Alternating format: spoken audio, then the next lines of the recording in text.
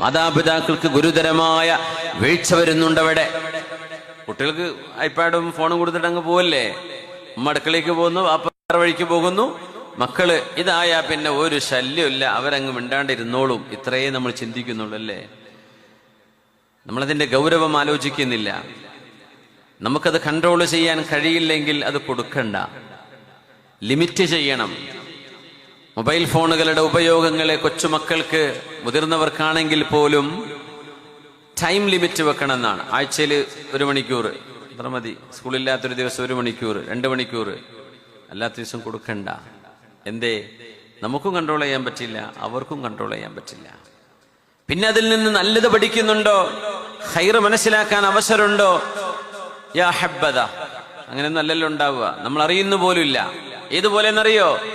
നമ്മളെ വീട്ടിലിങ്ങനെ വീടിന്റെ കൊലായിലിരിക്കുമ്പോഴേ 4-5 ആളുകൾ വന്നിട്ട് ചോദിക്കാണ്, നിങ്ങളെ കുട്ടീനെ ഞങ്ങളൊന്ന് നോയിക്കോട്ടെ, ഒരു 5-6 മണിക്കൂർ നിങ്ങൾ പോയിട്ട് നിങ്ങളെ പണിയൊക്കെ എടുത്തോളി, കിച്ചണിൽ പോയിക്കോളി, വാപ്പ തെങ്ങുമ്മക്കായിരിക്കോ, കുട്ടീനെ ഞങ്ങൾ നോക്കിക്കോളാം എന്ന് നാടും ഊരും പരിചയമില്ലാത്ത 5-6 ആള് വന്ന് നിങ്ങളോട് ചോദിക്കുമ്പോ ആ ആൾക്ക് നിങ്ങളുടെ മക്കൾ നിങ്ങൾ വിട്ടുകൊടുക്കുവോ?